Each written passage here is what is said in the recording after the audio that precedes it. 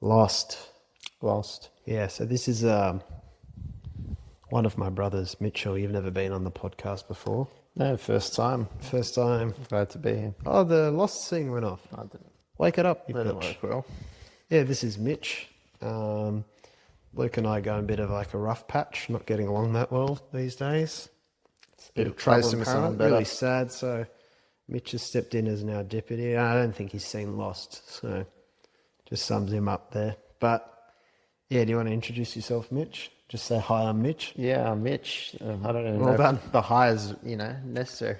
Well done. Yeah. Okay, that was excellent. You're off to a great start. Thank you. So, I wanted to do this for a while and talk about this show, Lost.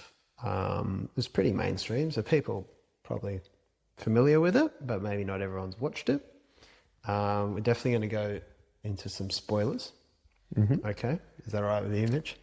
Yeah, I've watched it. It's going to have to be. Yeah, you've watched it. So if anyone's ever listens to this, but you kind of don't want it to be spoiled, then too bad. But probably want to watch it after it's spoiled because there's some clever stuff maybe. So it's kind of like one of those catch-22s. Yeah, it's a mystery and a fun show. And a lot of great characters and great messages. I think so. And what we'll do is we're going to, the theme of the With Joe Eby kind of podcast, normally, sometimes deeper characters, like psychology or behavior or philosophy or whatever, yada, yada, yada. But fun. Can it be fun? Maybe. We'll find I out. don't think you can. Probably not. But it would be funny watching you try. So, yes, that's the gist.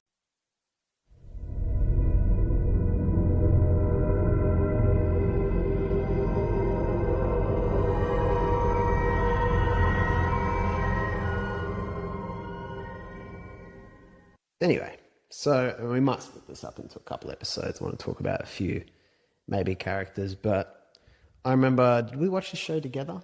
Yeah, well, way back. Back in the early 2000s, so we were... Or late. Yeah, mid to late. So I would have been... 2009, 2010. I would have been around 10 or something like that when it started airing, I think. You would have been 8. Yeah, I didn't watch it initially. Yeah, and then you hopped on the bandwagon. Sort of just after the show ended, I think is when we watched like the box set together. Box sets, much better. Yes. Than week to week. So I binged it in a couple of weeks. Yeah. Yeah. Do you remember what you thought of it first time round? Because you and I have both rewatched the series more than once. Yeah, well, I was very young the first time. I was just very drawn into the epic nature of the show, the mystery. I was very intrigued by that. Still like those sorts of shows today. So I didn't really focus much on the characters back then. But I have rewatched it once or twice since then. And every time, you focus on something different. Yeah. And just very enjoyable show in general, but also a lot of like Christian, and There is a lot. Yeah, and philosophical. Religious ideas, spiritual ideas.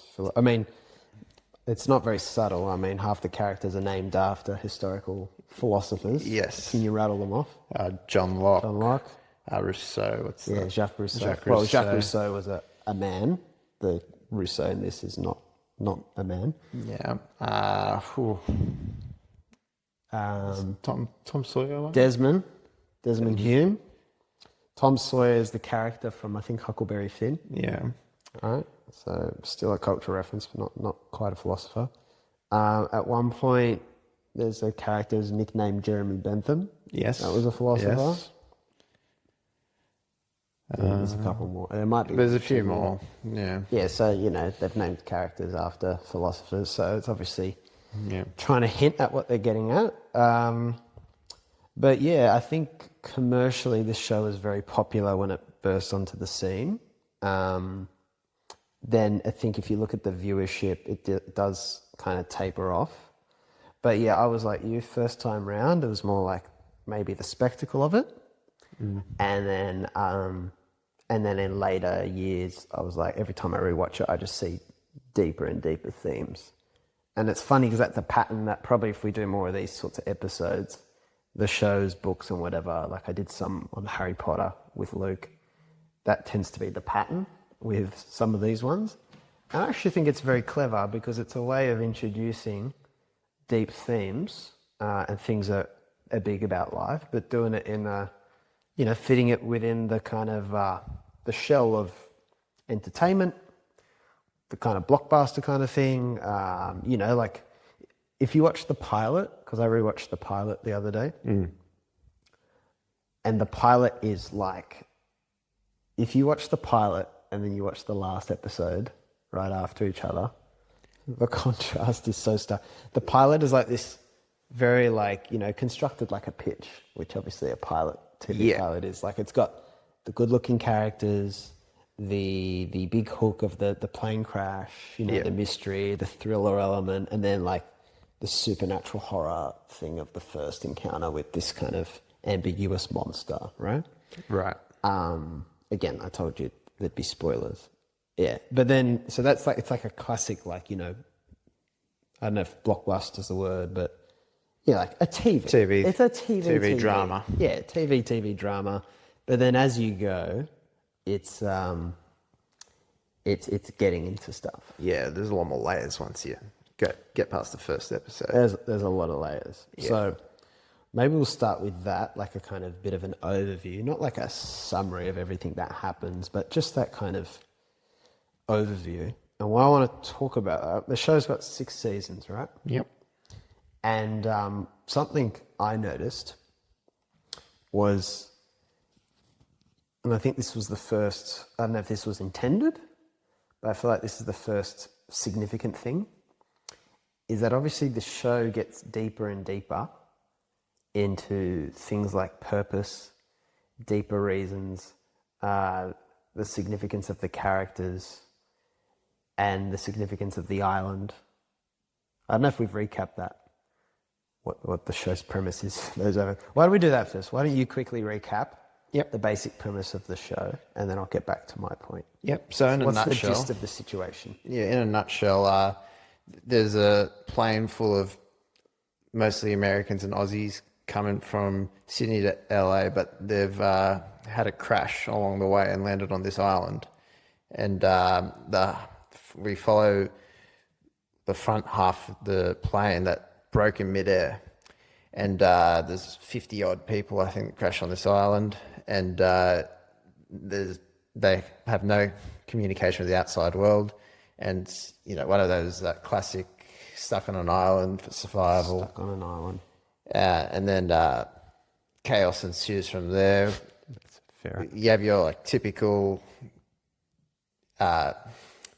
forming of a community on this island between these people, and natural leaders emerge, and you see lots of different personalities conflict with each other. But then there's also the supernatural element where this island's not really your classic typical island. There's smoke monsters, there's possibly ghosts and maybe natives, and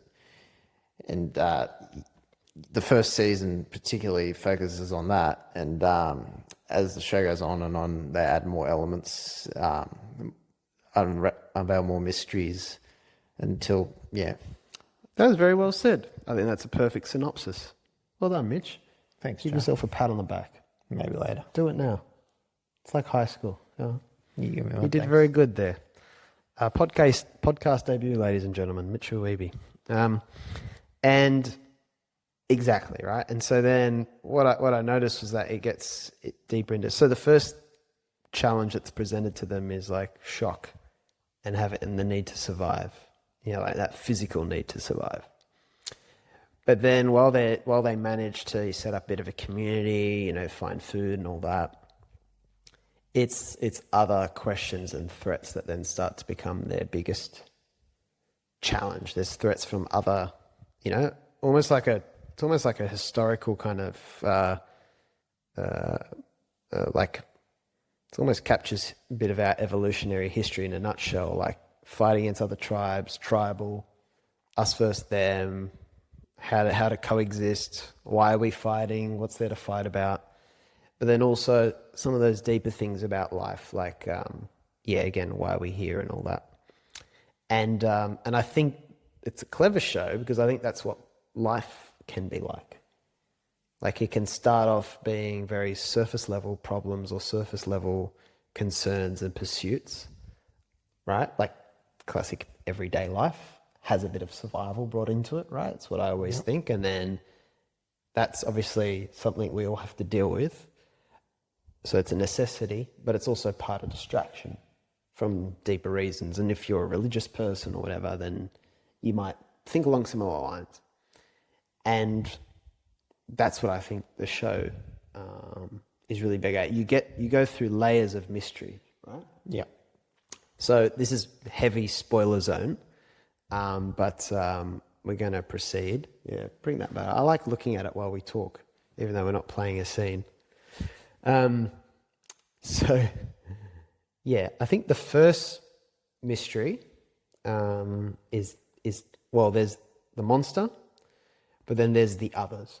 Yeah. Right? Do you want to give a quick recap of the kind of others? Like Yes. how they're viewed from the perspective of the group. From the group, yeah.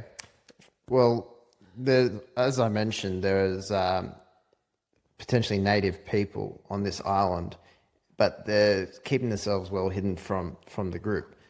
We first really encounter them when the group discovers that there's one person among them that wasn't on the flight. And from there, That'd have been creepy. That's where the mistrust with the natives really begins, because, well, why is this person, who is this person? We're in the middle of nowhere.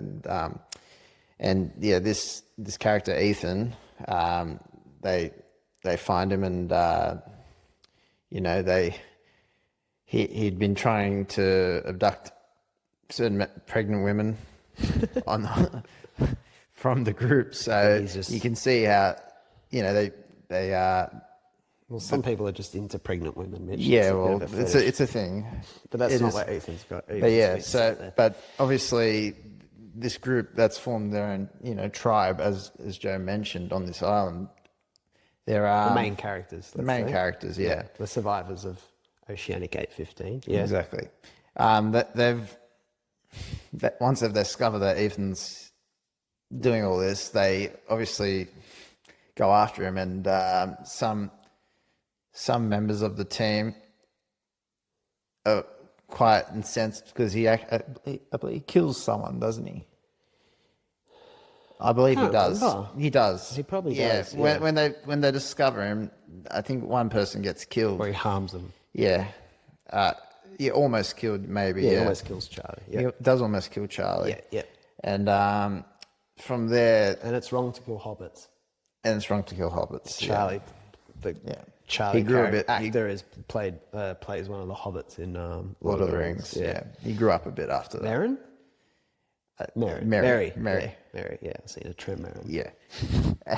Anyway, So yeah, he so that really creates a chasm, some tension between the native people and our group, the main characters. So from then on, it's so it's starting off on the wrong foot, would you say? yeah, exactly. It's misunderstanding, maybe a bit of unethical. Yeah. And then, practice. but basically, the interesting with the others is that you then, as the show goes, there's more confrontation, and they're seen like the scary thing. Yeah, the Right? big unknown. They're the big unknown. They're really scary.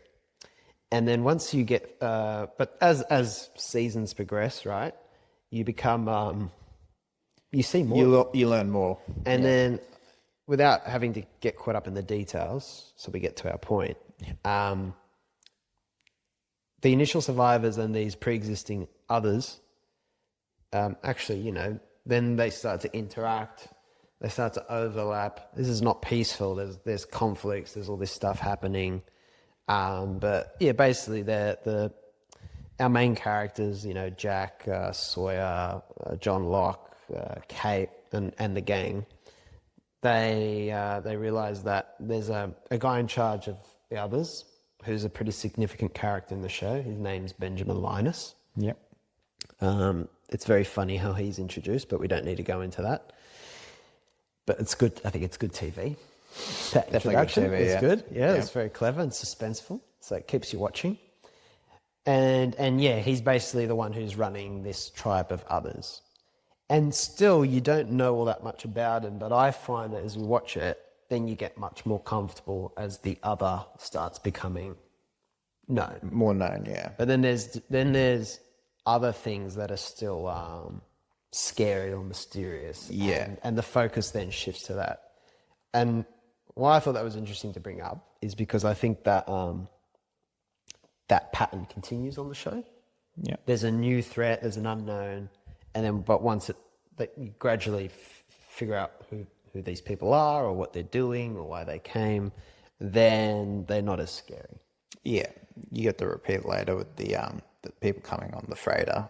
Yeah, same thing. Same thing. So people who don't know the show won't know maybe what we're talking about and be loosely following. But I think that's what's interesting about. This is something they talked about when I was at uni one of the few things I remember was they talked about this thing called othering, which I think basically is that if you think about any form of like discrimination, racism, tribalism, it's always about Predetermined prejudice. Yeah, but it's often like there's an other and there's an us. Yeah. And that's like a big thing of concrete. You know what you should do? Just play it, but put on mute. Yeah, I've got it muted anyway. Yeah, exactly. Just play it. And that's where I think, it's the basic, I like the show explores like that basic tribalism, and it's got an island set up, which is perfect for it. Yep. But yeah, it requires there to be like an other and outside, and that's something, because when you watch it and you look back, and I'll pitch you this question, why do the others treat them in that way? Well, they're just following orders from up above. So it's really the leader, and they're just an extension of that person. To clarify the question, as far as I'm aware, you can feel free to disagree. Mm-hmm. They have no reason to treat Jack, Kate, and the plane survivors in a hostile way. No, or to scare them. They really don't. There's no point at all to what happens in on surface level at least. Yeah, from a outside perspective. Yeah, it doesn't seem to make sense why they're doing this to them. Seems like they're just doing it. It's just it's been made forcefully happen to make the show work, but that's one possibility. But I also think that it's interesting that the default setting is mistrust. Yeah, and I think that is the natural order of things. Like, that's realistic, I think. Yep. That's really what's happening. It also mistrust, and also that's seeded from what people in positions of power have done in the show, like the person leading the others. So speak specifically. So Benjamin Linus. Yeah. So he's got his own issues, where which I'm sure we'll get into detail. Yep. With later, but he's got his own issues, and I think actually we can get into him right now. Okay. Yeah. So Ben's had a troubled life. Before you go into that, Yeah. let's talk a bit about how we first encounter him, because there's a reason I want to talk about it this way, and why I think the show's clever again. He's introduced as this overly manipulative, Yes. misleading character. Yes. A guy who keeps his cards close to his chest. Yeah, he pretends to be some other survivor that he's obviously killed or something. And he introduces himself to the plane survivors because one of them's a surgeon that can help him with his back, and he needs spinal surgery because he's got a tumor. Yes.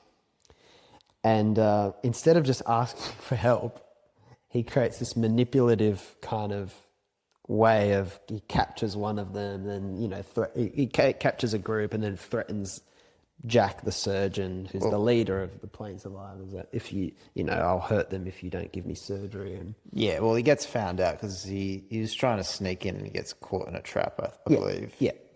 And then he resorts to that. Yeah. And instead of coming clean, and as you're saying. And that's how you, the audience, and we encounter him for the first time, which is the same way that show's characters encounter him, right? Yes. And maybe not every day, but you meet people in life who sometimes are like that. Probably and hopefully not to that extent of that character, but it's like the default is to they're defensive. I think so, right? Yeah. And then I think obviously you're seeing how this guy runs things and what sort of leader he is, and he's that type. And then gradually, because the format of the show, the style of it is that you're watching the drama on the island, but then they go character by character each episode and they do a backstory on them. Yeah. And they dive into their past. Yeah. Which starts to symbolize and show us how they ended up on the island, right? Yes. And Ben is no exception. Yes. And then go into what you're talking about his childhood. Yeah. Yeah. Well, Ben was born. His mother died at childbirth. Yeah. They were going on some camping trip. His mother and father. She was obviously really pregnant, and his father always blamed him for that. Yep. So, and then as a kid, his father took him to where the island is. Yep. And For a job opportunity, new life. But he's always, classic. He mistreating his child. Like, it's harsh on him. He always blamed birthday. him. Yeah. On his birthday, he'd just remind him that he killed his mother. Yeah. Just things like that. I think I forgot your birthday recently, Mitch. Yeah, well, sorry about that. Hopefully you don't go down that path. It's too late for that, but yeah. As you were. So yeah, it's sort of just and then builds a antipathy or resentment. Resentment, definitely a lot of resentment. Yeah. Towards his father, and he sort of builds. He never really connects with the rest of society, basically. Yeah. Yep. So he's very isolated. Yep. And I think he had one friend, that girl, I can't even remember. Yeah. So he built off that foundation of mistrust for other people, sort of even maybe a bit of hatred for other people. Jealousy, I think, is a big thing. Yeah. He's jealous of people that have it better than him. Yeah. Even more importantly, I think he feels a need to be wanted, to be loved, to be appreciated. Yep. And you see his relationship with John Locke is where that really comes to light, because he's jealous that John has been put on a pedestal. Yeah. That Jacob, who we haven't gone into yet, but yeah, we'll get into all that. Don't worry. Jacob, the mystery man above them all, who's in charge of everything. We'll get back to Jacob. That's a headbend, that one. Yeah. So Ben's jealous of John, and you see him, We'll go back to, so Ben comes with his dad. They live in this commune, this group called the Dharma Initiative, find the island, and they notice that there's energy properties. Ben doesn't know this when he's a kid, but they set up this commune on the island. And then you got these people called the Hostiles. Yes. Right? And so these are the original inhabitants who have been on the island before the Dharma Initiative. So Ben comes with his dad and the Dharma Initiative. Yep. And they're living on a commune, but they have these thing against stay away from hostiles. They have the fence to keep them out and all this stuff. So again, you have a tribalism thing, tribal conflict, and it's a bit of a colonialism kind of little dynamic, really, because these people have come to harness the land. These people, the traditional custodians, it's a classic indigenous people. The difference is they all speak the same language for once, but yeah. And then talk about what Ben does. To John? No, the hostiles and all that. Oh, yeah, of course. Forget that. Yeah, so when Ben's still a kid, the leader at the time of the hostiles, or one of the leaders named Richard, meets him in the forest because Ben sees his mother, and that's a whole other thing. But Ben tells him, I want to come with you guys. I want to live with you guys. He wants to, jump ship. He wants to belong. He wants to belong. He feels like he's special out there, maybe.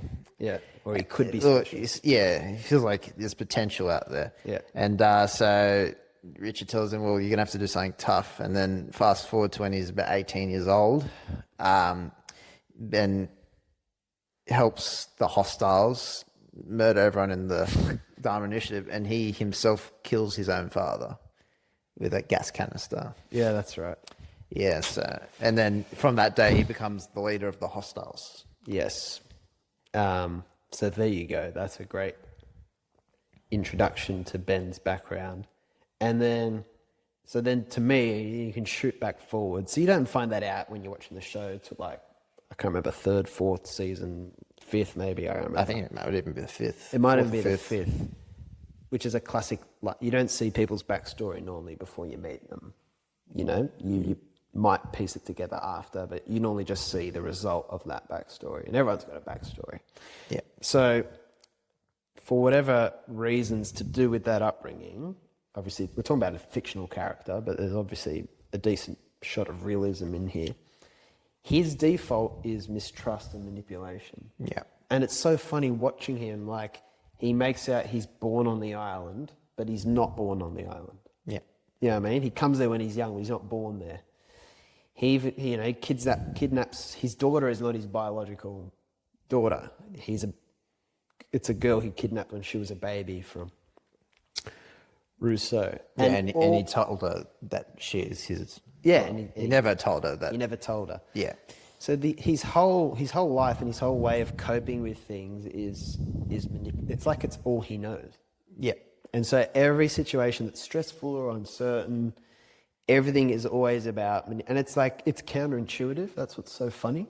Again, I feel like can see this everywhere in the world. You want to see it. I feel like it could have been so much easier for him, but he's the classic example of he treats people as if they are like him. Exactly, yeah. Do you know what I mean? Like, and that's why he can't trust. Because he's not a trustworthy person himself. He expects other people to be exactly like him. He can't understand other people. Just like just like how you can't fathom the way he is. Yep. It's the exact same for him. Yep. And that's what leads to him behaving the way he does, like you said. And I'm trying to think like a real world example. I think a real world example that's a bit like specific is like someone who will be paranoid that others are talking about them, for example. Yep. Normally people who are paranoid that others are talking about them are like that because they talk about other people. And because they talk about other people, their natural assumption is that other people will talk about them. You know what I mean? For example. For sure. So people who are untrustworthy are good at predicting, like being defensive against untrustworthy behavior because they're constantly thinking that way. Yeah. They're constantly thinking how they can screw you or get what they want out of you. Yeah, so they expect other people to be the same. Yeah, and it's just a bit of a sad life because you're just always on guard. Yeah, for sure. Right? And we can stick with Ben as our first like kind of major character and keep going. And just refreshing my memory of his kind of, I guess, journey over the show. Well, yeah, I think to really tease out Ben's journey, I think we got to take a step into John Locke. For sure. Is that okay, Mitch? Yeah, I think I'm ready. I'm ready. Are you ready? I think I'm ready. All right, let's go all the way back. Season 1. There's this plane crash. We've got the pilot playing in the background here. We're not looking at John Locke, but you know. John Locke, played by, I think his name's Terry Quinn, good actor. Correct. Middle-aged, lands on the island. You see him walking around, and he looks a bit different to all the other characters in the first episode. Yeah, he doesn't look as panicked. He doesn't look as disheveled. Yeah. There's a sense of peace. There's a strange peace and calmness about him, and he's crashed on an island. And we're revealed a potential reason for that, Mitch. What is it? So after a few episodes, we finally get some backstory for John. And we see him, you know, he works an office job, typical shitty boss. Randy? That's right, yeah. Randy. And he goes to Australia does he go to Australia for conferences? He makes out it's for a conference, but he's trying to do it. But he goes for a walkabout in the outback of Australia. Which, as two Australians, I'd never do that, but you know. Yeah, me neither, but you know, we might not be typical Australians. I don't know. Yeah, I don't know. But yeah, so the whole episode's cleverly shot, the whole backstory, because at the end you find out that he's actually the whole time he's been in a wheelchair, and that he's paralyzed from the waist down, and which is a big surprise, seeing as he's walking around on the island, and yeah, so it explains why he's sort of has a different reaction. As soon as he lands on the island, he comes to consciousness on the beach, looks down and notices his toes. Yeah, he wiggles his toes. And notices that wherever this place is, whatever this island is, somehow he can walk here again. Yeah. So he is the first person who encounters like a miracle. Yeah. And obviously it's a subtle implication of this island is something more than just your typical Pacific island. And it explains why John has a very different orientation and viewpoint towards the island from this point forward. If you go into his backstory, he was told by his mother that he was raised in foster homes and stuff. He was a teenage pregnancy baby.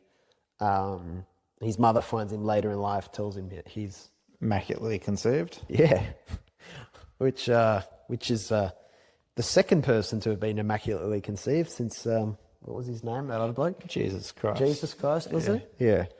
So there's a bit of we've got a lot going on here. You got crippled, regret, life, trying to prove something, savior complex, immaculately conceived. Turns out his dad is not the Almighty God, but actually a con man. So I'd rather believe I was immaculately conceived too, maybe. It's a happier story. Yeah, so maybe. Side note, there he is, John Locke. Big theme in the show is broken father relationships. Yeah. Dominates pretty much every character in the show. Yeah. Not that there aren't some troubled mother-daughter, mother-son relationships too, but it does definitely centers on father figures for whatever reason. So John's no exception. And, what else was I going to say about that? Oh, yeah. The other thing I think is really important to talk about John's character, he's a man who's got, for me at least, he's got a big chip on his shoulder. He's got something. For sure. He's very driven. Right? So he goes to he's insane enough to fly all the way to Australia as a paraplegic to try and do an outback. And they tell him, no, you can't come on this. You didn't tell us about your condition. It's one of my favourite scenes from the whole show. Oh, for sure. Mine too. Worth watching. I'll probably try and link it if I remember. And then it's this famous scene where the guy's saying, sorry, mate, get your flight back to Iodine on Sydney. It's the best we can do. He sounds a bit Kiwi, but I'll let that go because Hollywood. And then that famous bit where he's just beating on the glass. Oh, it doesn't beat on the glass. He's yelling as they drive off without him. Don't tell me what I can't do. Exactly. Don't tell me what I can't do. I'm supposed to do this. It's my destiny. That's my destiny. And John is a character in the show who is most bullish on destiny and the concept of destiny. Yeah.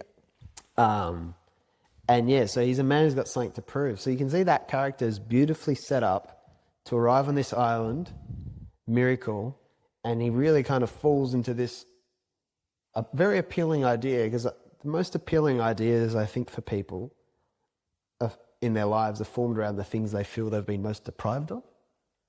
Does that make sense? So his character's been deprived of, parents, origin, bit of love, maybe purpose, destiny. Purpose. And then he's handed a proposition of all those things. We survived the plane crash. Interpreted as destiny, right? And so you got John Locke, not the philosopher, but the Lost TV show character, played by Terry Quinn. And that's his arc. Then I think we can kind of maybe jump and introduce. It's a beautiful spectrum. Ben, John, and then I think this bloke, the most central of the characters in the show, Jack Shepard. Yeah. Talk to me about Jack Shepard. Well, Jack's sort of the opposite to John in some ways. Yep. Maybe similar in others, but he's a doctor. Spinal surgeon. Spinal surgeon, true. It's been a while since I Still watched it. Still a type of doctor. Yeah, sorry, spinal surgeon.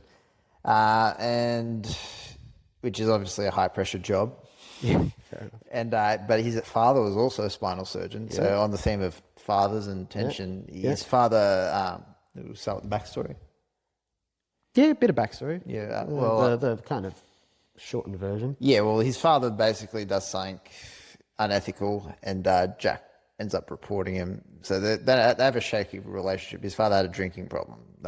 He drank and did a surgery, and so Jack's sort of he's always trying to live up to his father's his father kind of expectations. Yeah, they both do the same thing. It's a classic father-son dilemma, to be honest. There's he wants to independence from him. He wants to, I don't know if overtake him, but, prove himself. Like, I can do what you can do. But the father's the classic, chops him down a bit. Yeah. Kind of steps in to save the day when he's doing his first major surgery. Things like that. So Jack is one of those human beings who has a chip on his shoulder as well. Yeah. Right? And then there's, but the other thing, he ends up marrying, he kind of saves a woman without expecting to. Yeah, a woman that supposedly should have been paralyzed. Yeah, this is back before he comes to the island. Yeah, this is in his backstory, one of his backstories. Yep.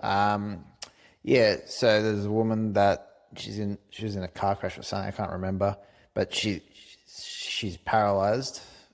I don't know, fully paralyzed, but obviously he performs spinal surgery on her, even though the chances of her being able to walk again are pretty much zero. Overall, yeah.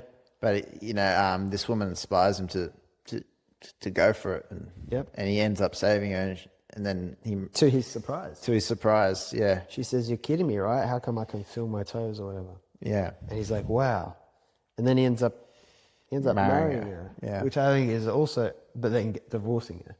Yes. Before he comes to the island. Yes, and divorcing which I think is very classic. So immediately you got the link between the miracle of walking.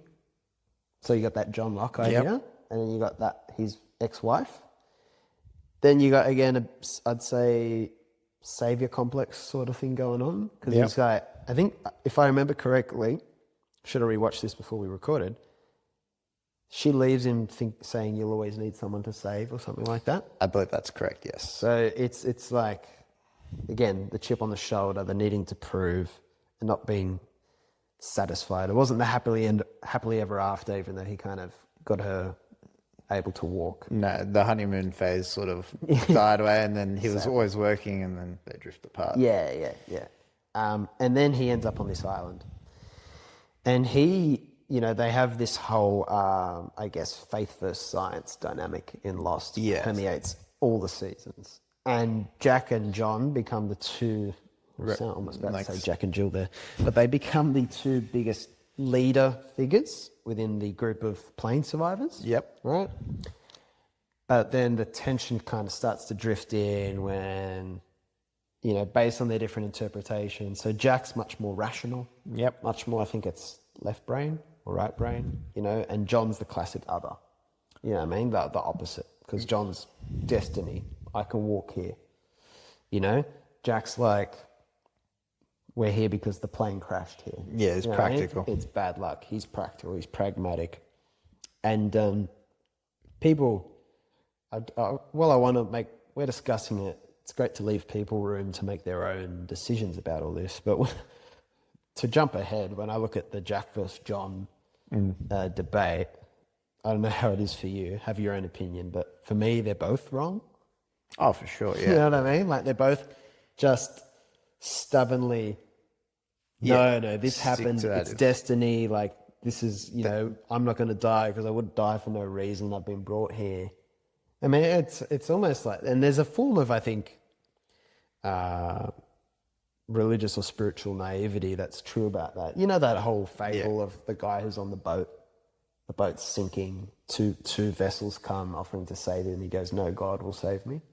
It's like that. And then he dies, talks to God, and he's like, why didn't you save me? I believed in you. He goes, I sent you two vessels to save you. So it's like what do you call the divine intervention, and we're drawing the line between practicality and spirituality or Yeah, and belief. also, what's your overboard expectation of how it's manifesting itself? Do you know Yeah, what I mean? yeah, Like, yeah. For it sure. might not have to express itself in prophetic ways, which is I think what a lot of times we look for. Yeah, And that's the idea of a miracle, is only seeing something as. yeah. But And then there's the Evan Almighty version of a miracle. No, the Bruce Almighty version of a miracle. Like Yeah. a mum working 2 jobs, still has time to take a kid to soccer practice. That's a miracle.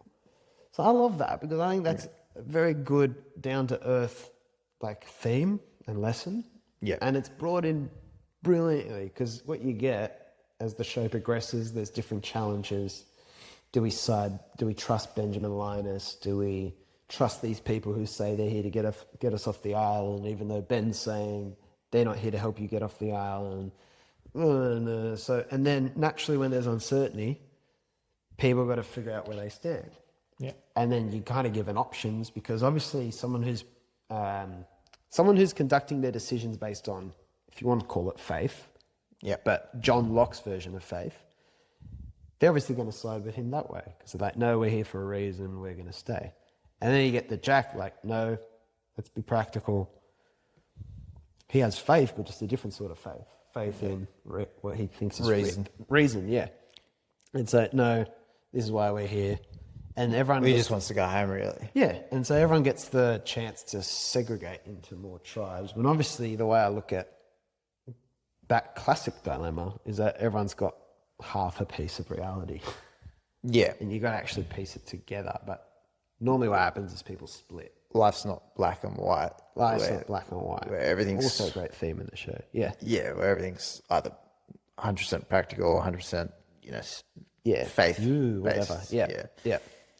So I think that's really interesting. And that is that's the classic dynamic of the show. I think there's obviously lots of characters who have different splits of those explorations, but those 3, you could plot them on a graph, and I reckon call them the main thematic. Like they cover the main spectrum of The broadest spectrum. Yeah. Because you got Ben is very toxic, but not. I don't know. Do you think Ben has redeeming qualities? Yes. It's a tricky question, right? Yes, he does. Explain. Okay, well, despite... Well, at first you would say he doesn't. Yeah. Really. Yep. For like the first maybe even 5 seasons, 4 Yep. at least, Yep. But then you do see later, after he makes some really bad decisions, Yeah. he sort of starts to realize that starts to There are realize that, flaws in his thinking. yeah, He's infallible. once he achieves what he goes out to Fallible, achieve, sorry. Yeah. Yeah. I think he feels empty maybe towards the Is end. that when he escapes the island or Ben. Ben? Yeah. Well, When you doesn't say escape, he gets- achieves what he sets out to achieve. No, well, he didn't want to leave the island. So what are you talking about? when I'm he talking achieves- towards the end where he kills.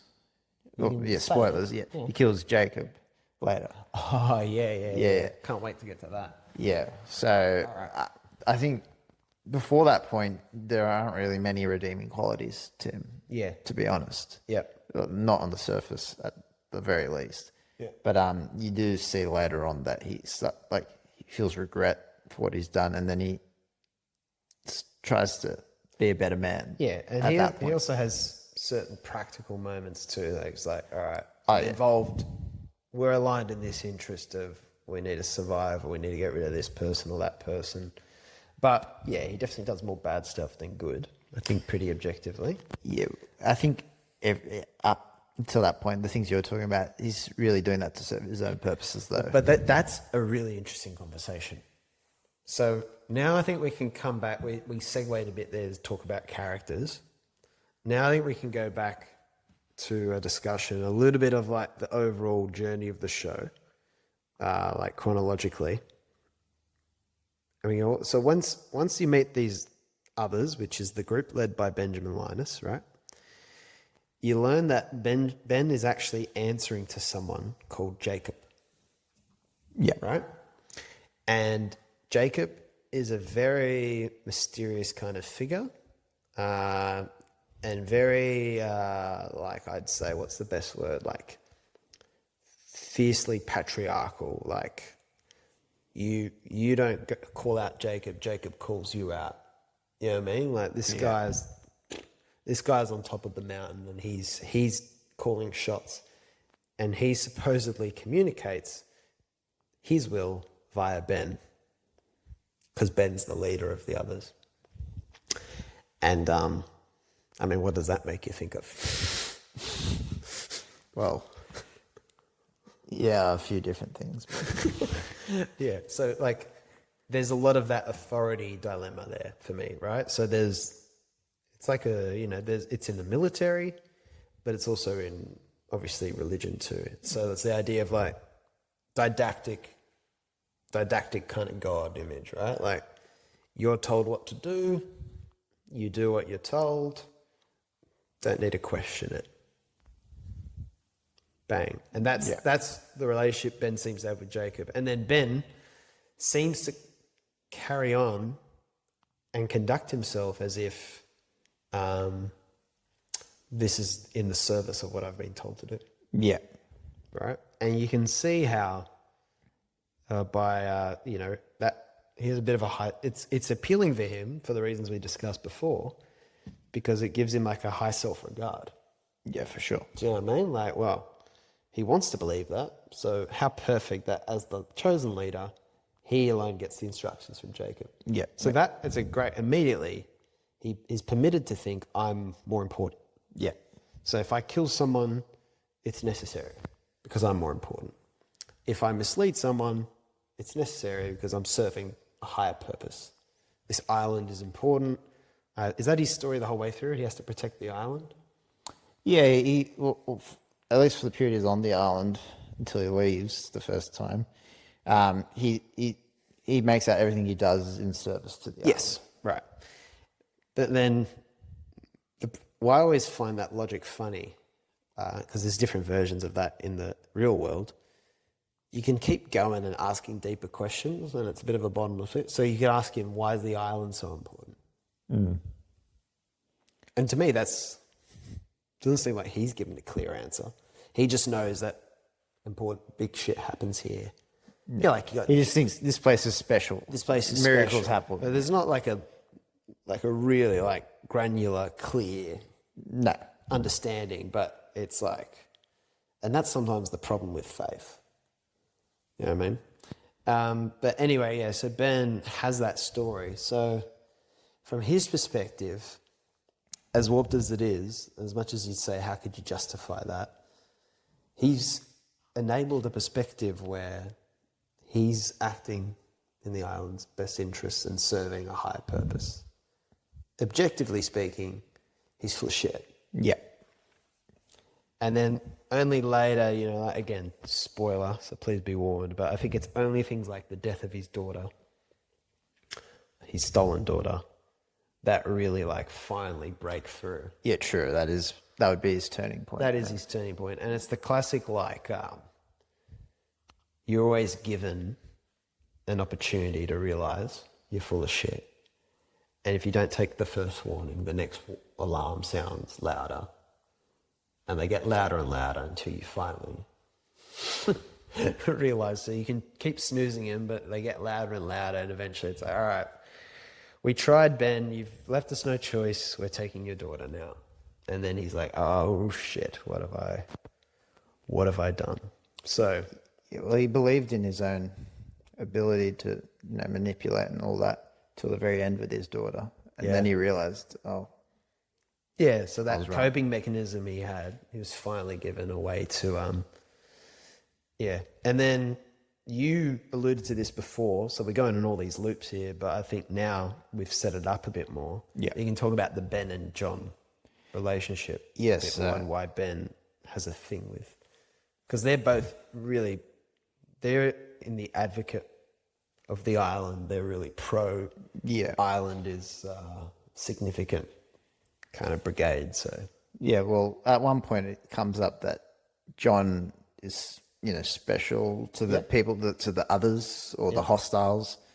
And they... I can't even remember how, but they determined that he's going to be the next leader. Yep.